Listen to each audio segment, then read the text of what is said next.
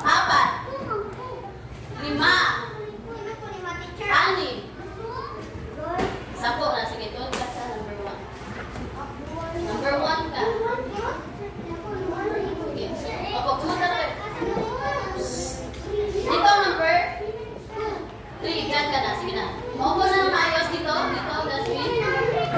Walang pumunta sa likod. Dito, sige. Dito, sige. Sige, dito kayo sa harap lahat. Sige. Yan. Nasa grupo lang ba ang lahat? Nasa pangkat lang ba ang lahat? Sige daw. Unang pangkat. Sige, nasa pangkat ang lahat. Diyan na.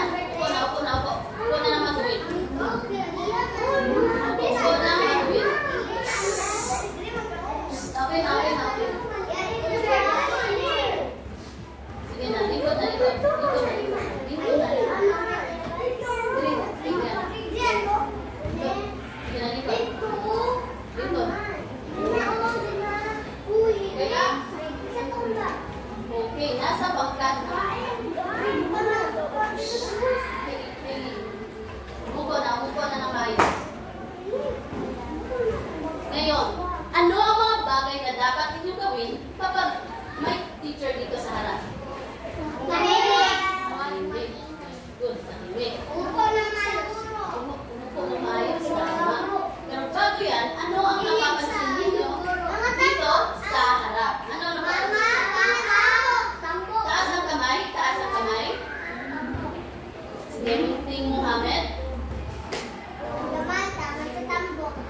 Opo, may nakasulat na tara na't umuwi. Ano pa? Ano pa? Sige, taas ang mga kamay. Kung sino gusto sumagot.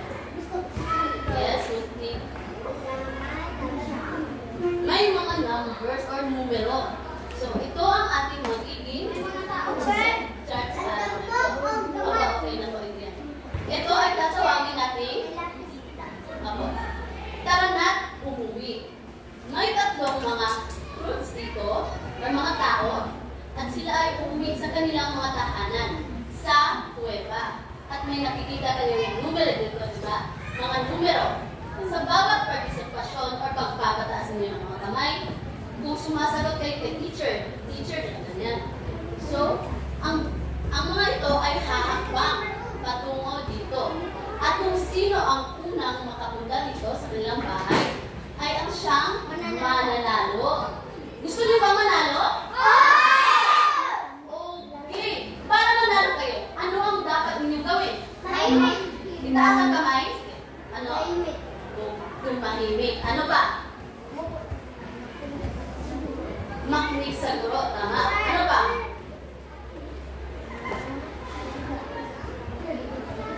Itaas ang kamay.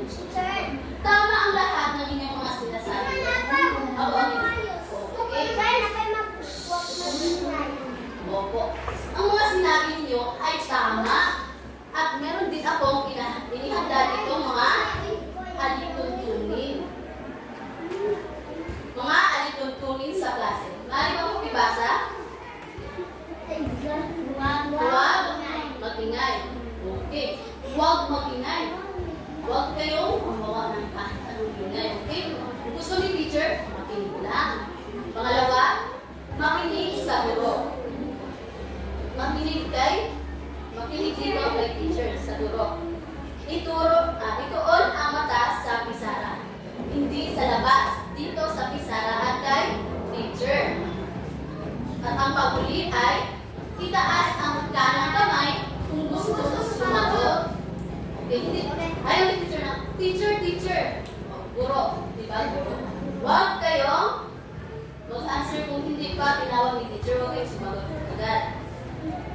Okay, naintindihan lang ba? Opo. Maasahan ko ba ito? Opo. Group 2. Mga pagpakat, maasahan ko ba ito sa inyo? Opo. Okay.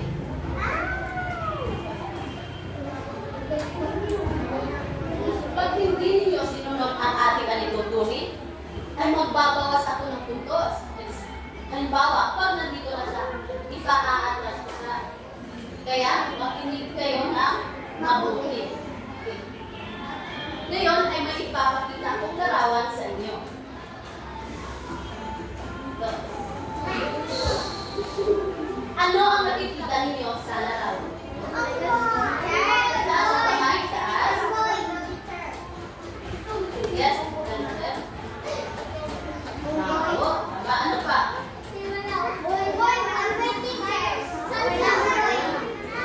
Hindi po ito, unggoy. Ito po, matanda, mga matanda na sila. Ito ay hindi unggoy. Kundi sila yung mga sinaunang tao. Mga unang tao, sinaunang tao po sila. Sinaunang tao ang tawag dito. Ito. Unggoy ba ito? Hindi, tama. Ito ay tao. Mga sinaunang tao.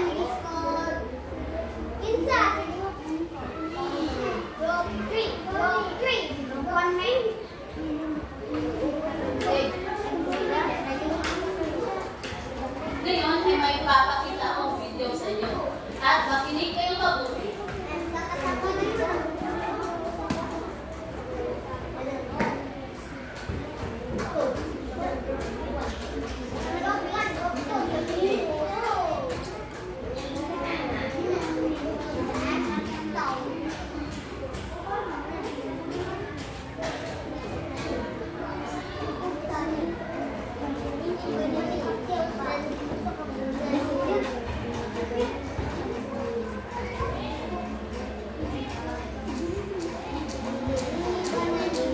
Ang dapat ninyong gawin ay, pag may piniplay na video dito sa teacher, ano ang dapat ninyong gawin? Makinig na maayos, okay? Huwag kayong mag-inay. Ang gusto ni teacher ay, makinig kayo dahil sa pagtatapos ng video. Opo, pagkatapos nito ay, may katanungan si teacher. Makinig kayo. Ang tira-tirasong buto at mga ngipin na ito, maliit lang na sumyak sa nakaraan ng sinaunang tao sa Pilipinas. Bago pa pala dumating ang Homo sapiens o yung laki ng tao ngayon sa mundo, may mas luma pang tao 50 to 67,000 years ago sa Luzon, ang Homo luzonensis. Homo sapiens were left in the area by 34,000. We have no evidence that they actually met when humans were entering the area, so there, but somehow they disappeared. Ang grupo ni Dr. Arnold Mijares ang nakahugay sa mga hominin fossil na pinaniniwala ang 3 lumang tao sa Calao Cave sa Cagayan noong 2007, 2011 at 2015. Itong ngipin, 3 buto ng paa, 2 buto ng daliri at piraso ng buto sa hita ang nakuha. Pinangalanan nila hanggang 3 tao ng mga ubat. Hango sa kwento ng mahiwagang cavemen ng Cagayan, ang itsura ng ubat ay sa kakapirasong hiniba nilang labi. It's bullied by pedal Africa. It can walk. It will properly, no? Maybe it has better climbing capability than in Sapiens. Ayon sa nahukay na ebidensya, lahat ng klase ng tao sa kasaysayan ay nagmula sa Africa. Kung doon binanggaling ang mga ubat, paano sila nakarating sa Cagayan? To go to Luzon, you have to have an open sea water crossing from the tip of Palawan to Mindoro, then Mindoro to Luzon, if you take that route. Of course, it's probably often take the lower route via Borneo, Tawi-Tawi, Mindanao, and then Samar going north. But that's a long route. And so far, we don't have any evidence at that site. Sa konting kwento ng tatlong ubang, inuhaw tuloy na napakaraming tanong ang mundo ng siyensya. This is a game changer that everyone must take note of. That the Philippines is, as Mandy was saying, our sites are deserving of higher importance, and that's a testament to the efforts of our archaeologists throughout the decades. Mahal magtahik ng natural history. Bago nakuha mga piraso ng fossil na ito, halimbawa, inabot ng 4 million pesos ang gastos. Pero ang bagong tuklas na ito ay hindi na pwedeng hindi simulan para makumpleto ang kasaysayan ng tao sa mundo. Babalik raw sila Dr. Mijares sa Calao Cave para maghuntay pa. Mark Salazar, GMA News.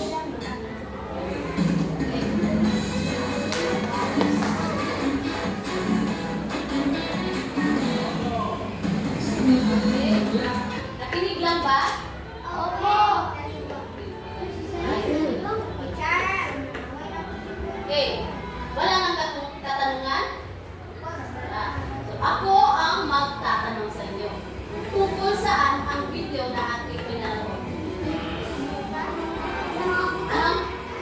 Gamuting Adrian? Mga tao. Ang ating pinanood kanina ay tungkol sa mga sinaunang tao. Ano ang tawag sa mga sinaunang tao? Okay, dito, unang pagkat. Ano ang tawag sa mga sinaunang tao? Yes, Ray? Okay, ito naman siya, John Wells. Ano? Okay, mga cavemen or mga taong kuweba. Okay, mamaya aalamin natin kung tama ang inyong mga sagot.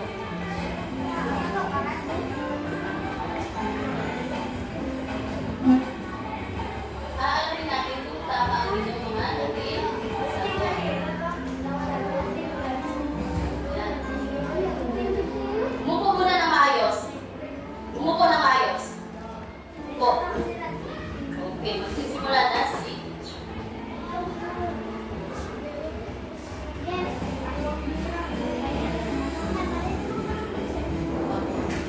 ang ating tatalakayin sa araw na ito ay tungkol sa sinaunang tao. Sinaunang Pilipino ang Homo luzonenses. Ito ang tawag sa mga sinaunang tao. Ano ang tawag sa mga sinaunang tao? Yes, Muting Ray? Homo luzonenses. Ito ang tawag sa Homo luzonenses. Sinaunang tao. Okay? Pakibasa ng lahat.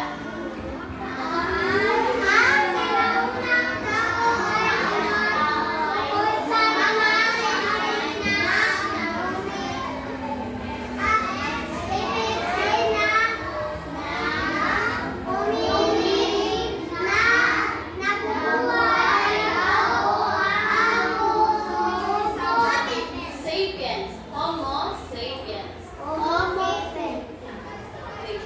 Ang mga sinaunang tao ay tumutukoy sa species na hudlang humili na nabubuhay bago ang Homo sapiens.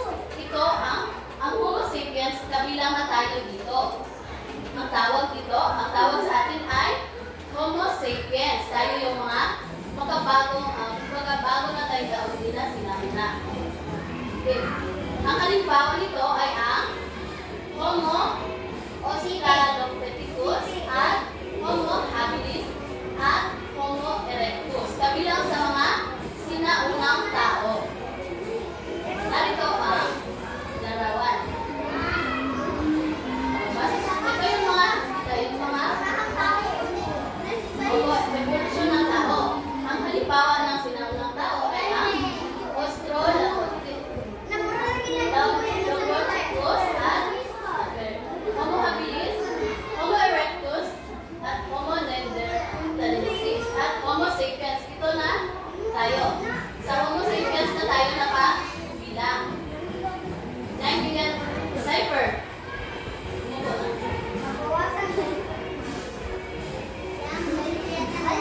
Makinig ng ayos, makinig.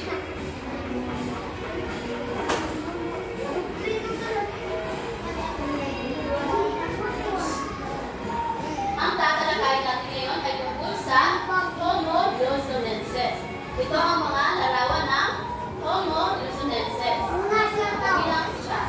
Kabilang ito. Homo luzonensis. Okay? Homo luzonensis ay isang hiwalay na species ng sinaunang tao na natuklasan sa Calao Cave sa Cagayan, Luzon, Pilipinas. Ito ay natagpuan sa Calao Cave, Cagayan noong 2007. Saan natagpuan ang Homo luzonensis? Dito po siya na, yes, Gio, makinig kayo?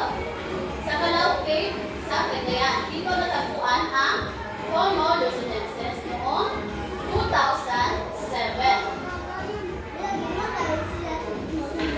Opo, nakita sila sa kuweba, dito sa Cagayan. Ito ang Calao Cave, kuweba. Yan. Diyan sila na-discover.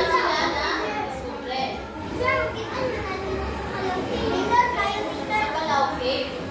At kabilang sa mga natakuhan na laki ay ang pakibasa ng lahat. Pakibasa, group 1. At unang pangkat.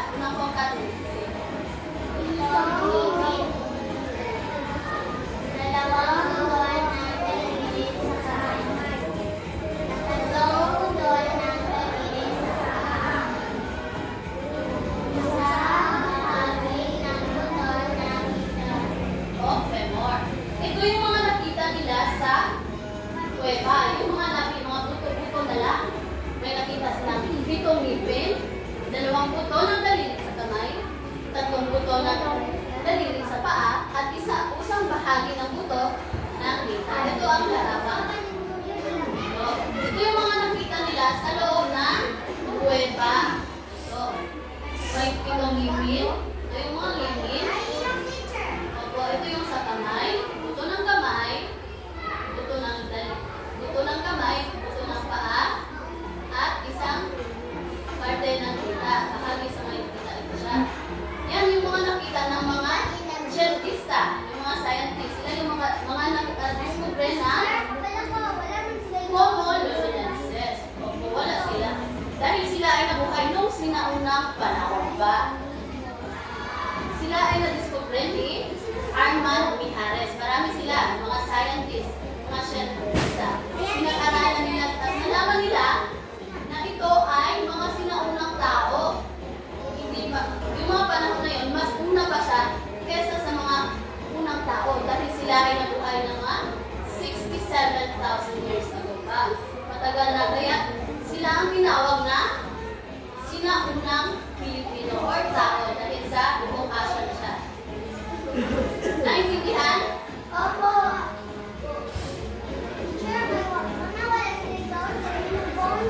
Opo, wala. Sige. Pakibasa ng pangalawang pangkat.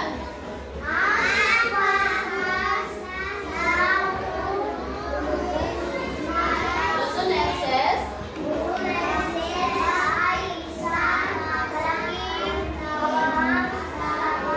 Sabay-sabay.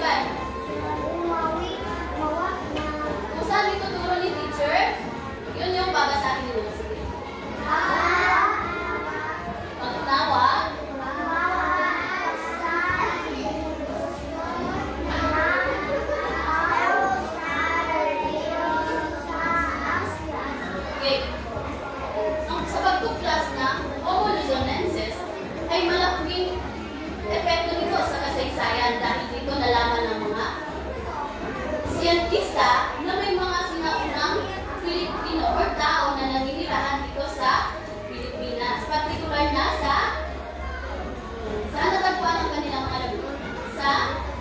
Sa Cueva, sa Calao Cave, sa Cagayan. Ito yung nagpapatunay na may mga sinaunang tao dito sa Pilipinas. Opo. Yun, nagsimula sa mga uloy, papunta sa tao, sa siyensya. At dito napatunayan na ang Homo luzonensis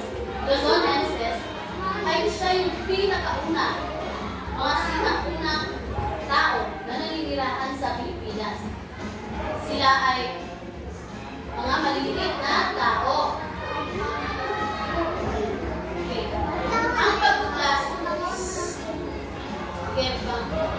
Ang pagtuklas sa Homo luzonensis ay nagpapakita ng evolusyon ng tao sa tribong silangan.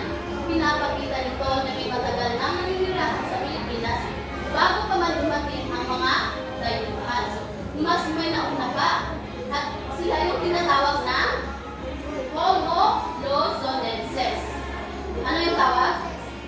Homo luzonensis. Dahil sila ay natagpuan sa Luzon, partikular na sa Cagayan. Makinig ng maayos. Umupo lang maayos. Ibaba ang paa. Ibaba ang paa. Ang kamay sa buwan. Umupo. Umupo na maayos. Kamay sa buwan. Okay, ito yung mga katangian ng Homo luzonensis. Ito yung katangian nila. May maliliit na pangangatawan. Maliit lang sila na halos mga 4 feet. Yan, mga dito lang sila. Kurbado at talampakan.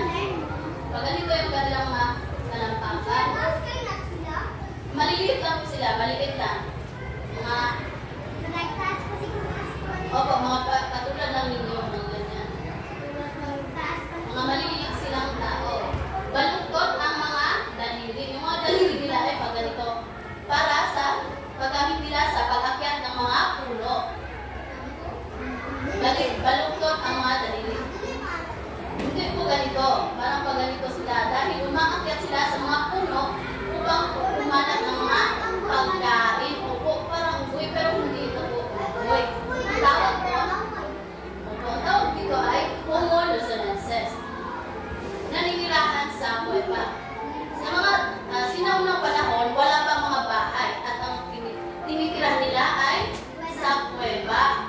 Sa Cueva sila naninirahan at kumbaga nag-hunt lang sila. Nangangaso sila para kumain. Sila ay umaakyat sa mga puno para kumuha ng mga prutas upang kainin. Ito ang mga Homo luzonensis. Opo, ganito yung mga ano nila, mga katangian. Ano-ano nga ang mga katangian nila?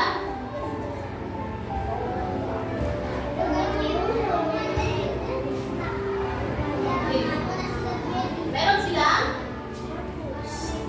maliit na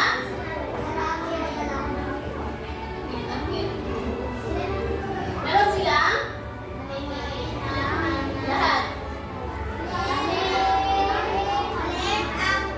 pangangatawan, bado ang talampakan, baluktot ang mga daliri,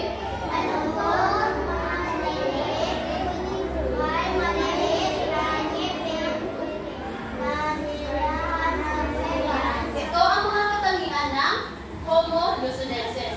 Iba po siya sa Homo sapiens katulad natin. Pero may pagkakatulad na rin dahil ito sila ay mga sinaunang Pilipino. Okay. Nakinig lang? Nakuha lang ba? Okay, may tanong? May tanong? Wala. Okay. Ako ang magtatanong. Kung saan ang pinalakay natin kanina. Taas ang mga kamay.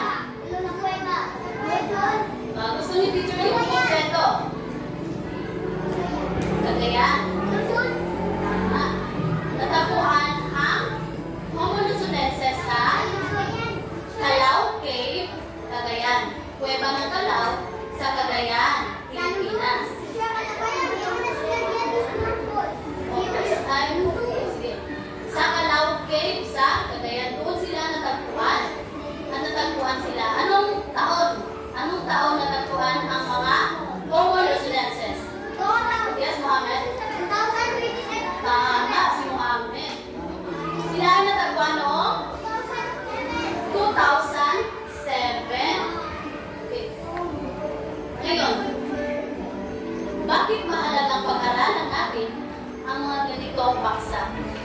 Ano ang kahalagahan nito? Bakit nga ba mahalagang malaman natin na may mga sinaunang tao pa pala bago sa atin? Yes, Beth? Para malaman natin kung tama, para malaman natin na malaki rin yung ambag nila, malaki ang ambag nila sa kasaysayan, at dahil ito, nalalaman natin kung ano ang kasaysayan ng ating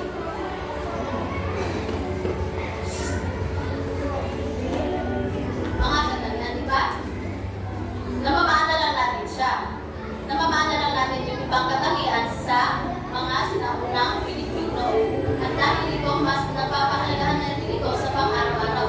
Dahil tayo ay may mga kamay, kumpleto mga katawan, gaya nila, at mas nakakad.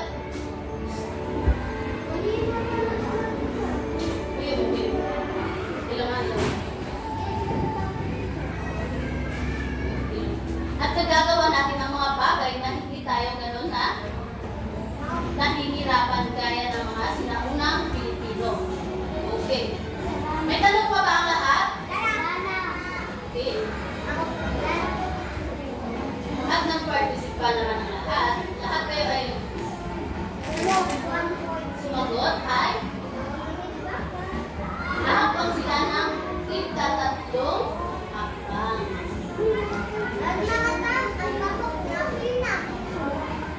Okay.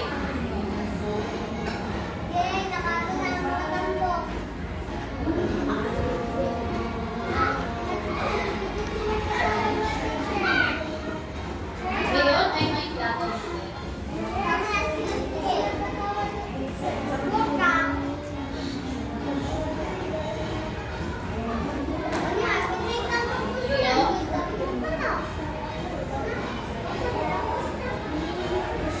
Ngayon ay magkakaroon tayo ng pangkatang gawain. Ano yan? Ito muna ang ating magiging rubric sa pagmamarka ng inyong mga ginawa. Rubric sa inyong mga gagawin. Pag-uutulungan, meron kayong 5 puntos. Sa kawasakan, merong 5 puntos. Kalinisan, 5 puntos. Taktang oras, 5 puntos. Kabuuan, may 20 puntos. Dito sa pagtutulungan, kung may nakikita ako kahit isa hindi tumulong sa inyo, ay gagawin ko itong 4, 3, hindi ko gagawin 5. Ang gusto ni teacher ay magtulungan kayo. Lahat kayo ay tutulong sa paggawa ng gawain. Sa kawastuhan naman, kung tama ang lahat ng inyong mga sinagot, ay bibigyan ko kayo ng 5 puntos. Sa kalinisan naman, kung may yung mga sinagutan ninyo ay madumi na siya or bagay yung mga pagkasulat ninyo ganito ganyan. So, magiging 5 puntos. Sa taktang oras, bibigyan ko naman kayo ng mga 2 minuto. Kung hindi nyo natapos sa ganong oras ay hindi na siya magiging 5. Okay. Ito, handa na ba kayo? Okay.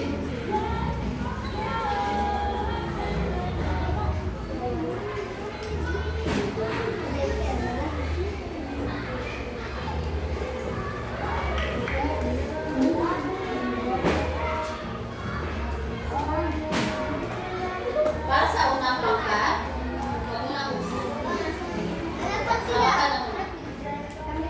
Pangalawang pangkat, ganyan na muna. Hawakan na muna. At ang sa pangatlong pangkat. Wait na. Huwag mo nang buksan, huwag mo nang buksan. Para sa unang pangkat, narito ang inyong panuto. Sige, basahin ninyo.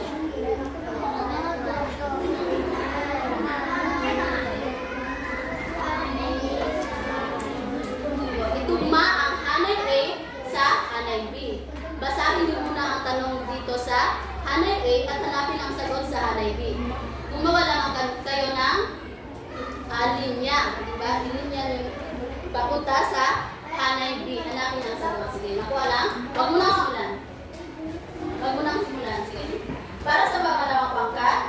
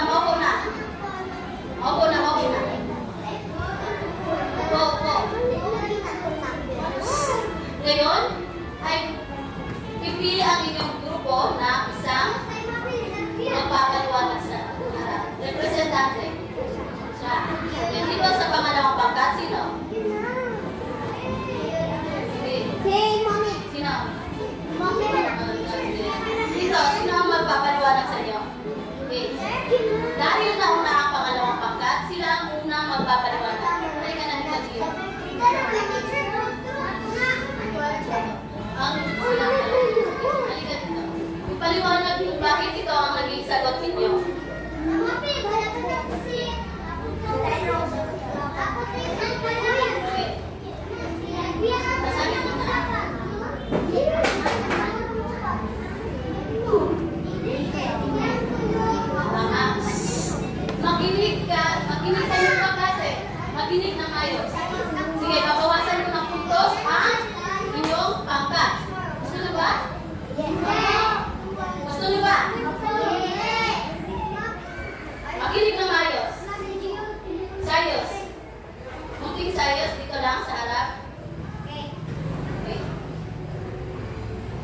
makinig ng ayos. Kung ayaw nyo, babawasan ko ang inyong utos. Okay na? Okay. Simulan ko na.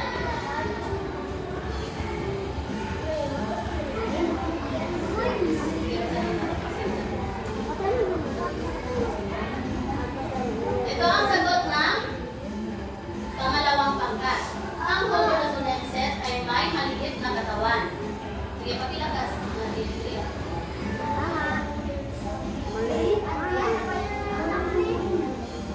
Tama. Ito ay tama. Tama. Makinig ng maayos. Okay. Sa pangalawang bilang,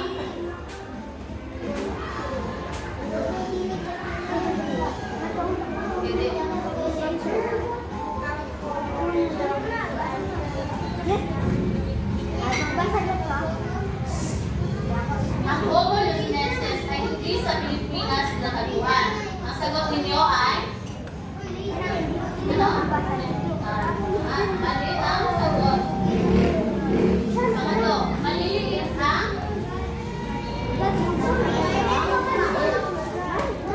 ang sagot ninyo ay tama.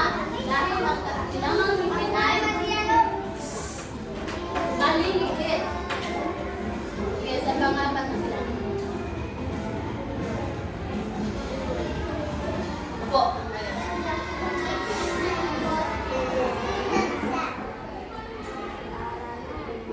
Baluktot ang daliri sa paa at kamay. Ang sagot nila ay tama.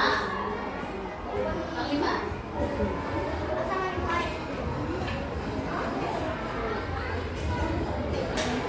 Mali ba ang sagot nila? Okay. Ngayon? Hindi na ni teacher. Sige, mali ka lang. Ngayon ay iwawas to na ni teacher. Okay.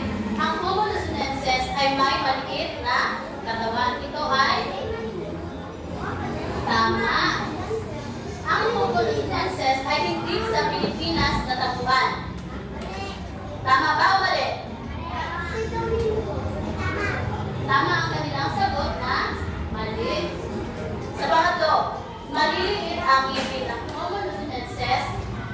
Tama. Homologneses. Tama. Tama. Baluktot ang daliri sa paa at kamay. Tama. Tama. Okay. Kurbado ang talampakan. Mali. Dapat ito ay tama ang sagot ninyo dito. Okay. Nakakuha sila ng apat na tama.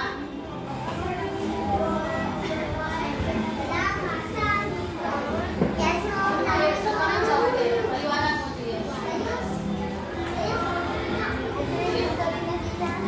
Ang gagawin nila ay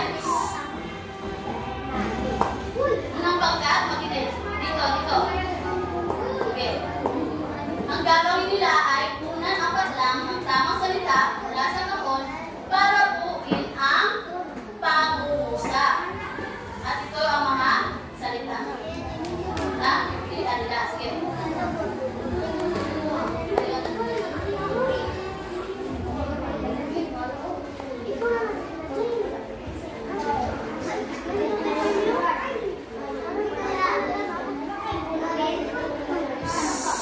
Ano nga ang gagawin pag may tao sa harap? Tahimik. Bakit kayo nag-iingay? Okay, makinig sa guro at kay Gio, makinig kayo.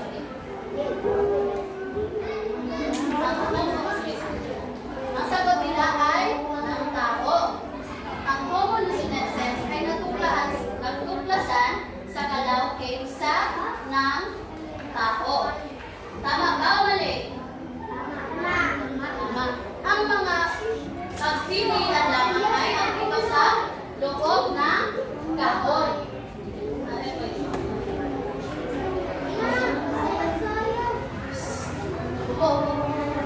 At ang pagpilihan nila ay una, baluktot, evolusyon ng tao, kagayan, malaki, buto ng daliri, at maliliit. Ito ang pagpipilian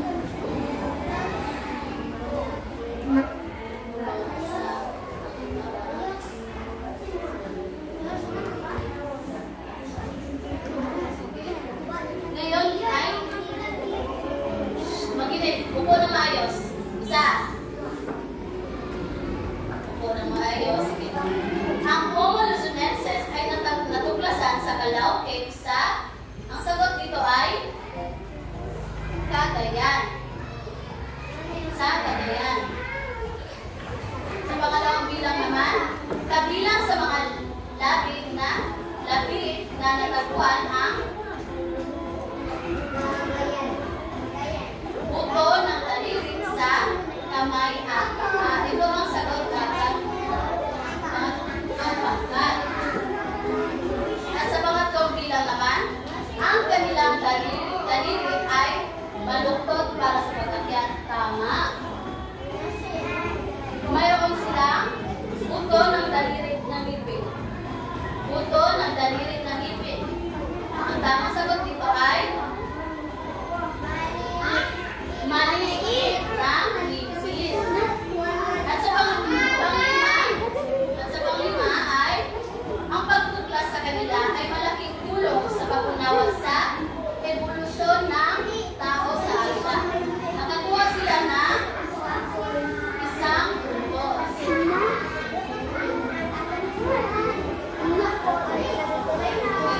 At sa unang pangkat, Reyna, balikan dito sa harap. Sige, pakibilisan natin.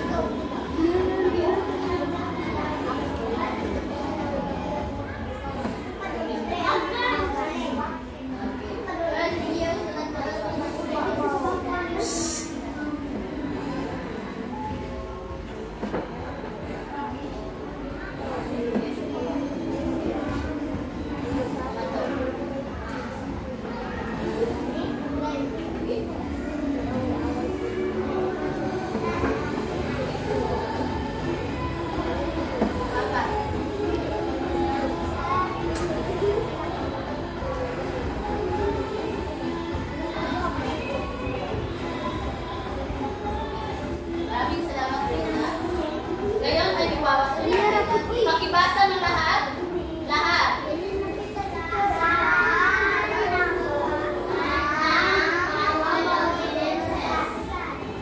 Saan natagpuan ang Homo luzonensis? Ang sagot nila ay Calao Cave, Cagayan. Ito ay tama. Sa pangalawang bilang, kailan sila unang natagpuan? Ang sagot nila ay tama. Mga sinaunang Pilipino. Ang sagot nila ay dito. Ito ay mali. Ang sagot dito ay Homo luzonensis. Dito po sa Homo luzonensis. Ano ang isa sa kanilang katangian? Ito ang sagot dito sa letrang E. Saan sila naninirahan? Ang sagot nila ay kuweba. Tama. Meron silang tatlong utos.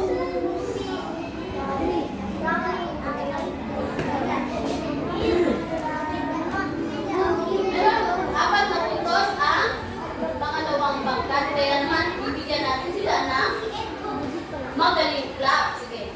Alam niyo ba magaling clap? Magaling clap muna. Sige. Ang magaling clap goes like this. 1, 2, 3. Isa, dalawa, tatlo. Isa, dalawa, tatlo. Magaling, magaling, magaling. Okay. Okay. Sige, magsitayo ang lahat. Magsitayo ang lahat. Ano lang? Una at ang pangatlong pangkat. Sige. Una at pangatlong pangkat, gawin ninyo ang magaling clap. Ang hindi na kayo, hindi makauwi. Sige, ayun na makauwi. Okay, gawin ninyo ang magaling clap. Okay. Isa, dalawa, tatlo. Isa, dalawa, tatlo. Isa, dalawa, tatlo. Magaling, magaling, magaling. Sige, ikaw.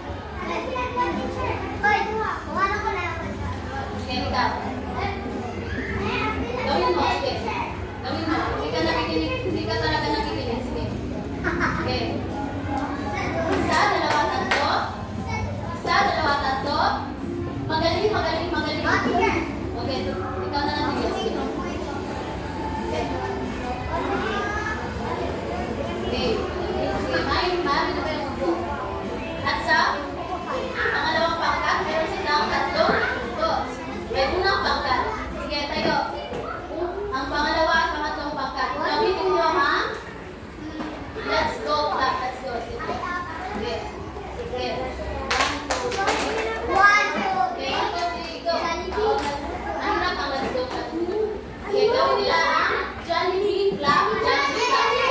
Okay. Okay. 1, 2, 3. 1, 2, 3. Jollibee, Jollibee, Jollibee. Okay. At tingnan niyo ang nabagat. Sige. 1. Sige. Isa, dalawa, tatlo. Isa, dalawa, tatlo. Isa, dalawa, tatlo. Jollibee, Jollibee, Jollibee. Dito. Sige. Asa, pangatlong pangkat. Tumayo kayo.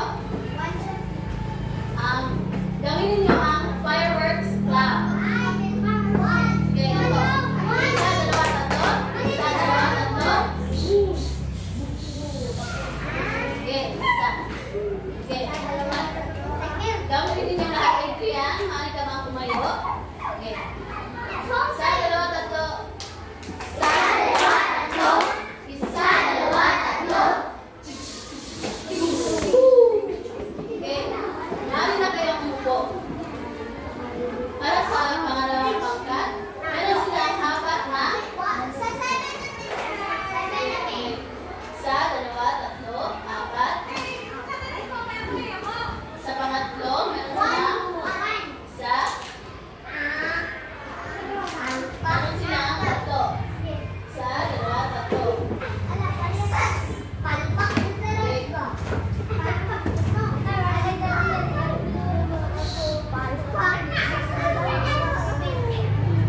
At ngayon ay kumuha muna kayo ng lapis.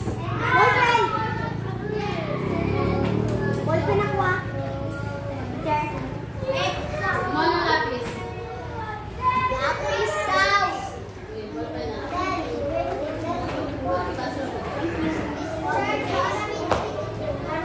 Okay, sagot. Sumagot na, magsagot. Sagutin natin. Kumuha ng lapis ng tahimik lang. Ilagay, magibigay. Jasmine.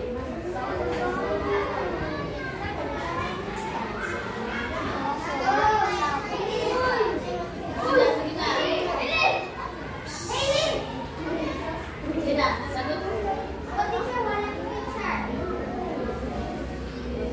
Okay, sagutin ito. Ang panutok, basahin mabuti at piliin ang letra ng tamang sagot na sulat sa tandang bago ang numero. Basahin na maayos.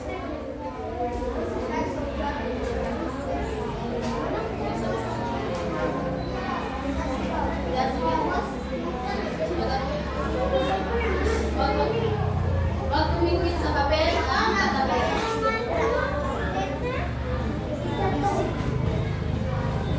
Huwag tumingin sa papel ang katabi.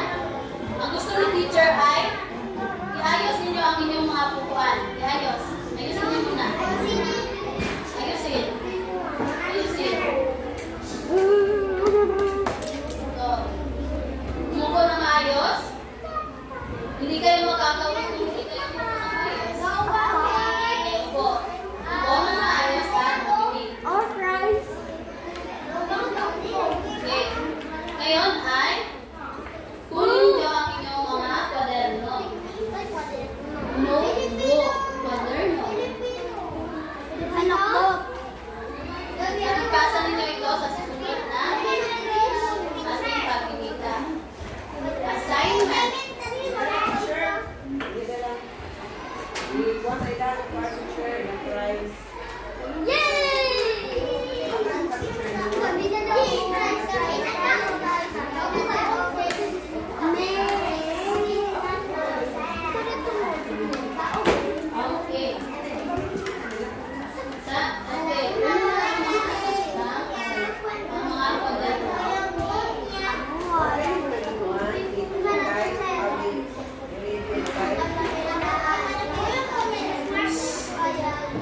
Okay. Kopyahin. Sa makabansa. Wag may baka bansa. Wag na, ano na? Alauna na Okay. teacher, alauna na teacher, may bawang teacher. Ano, Carly? Takdang. Ipasa ito sa susunod na pagkikita. Pwede kita mato? Teacher? At ngayon, gusto niyo ba malaman kung sino ang manlalaro? Pero bago yan, bibigyan ko na kayo ng 3 puntos bawat pangkat. Sa 2, 3. Sa 2, 3. Sa 2, 3. Sino sa tingin niyo ang nanalo? Okay, ang nanalo ay ang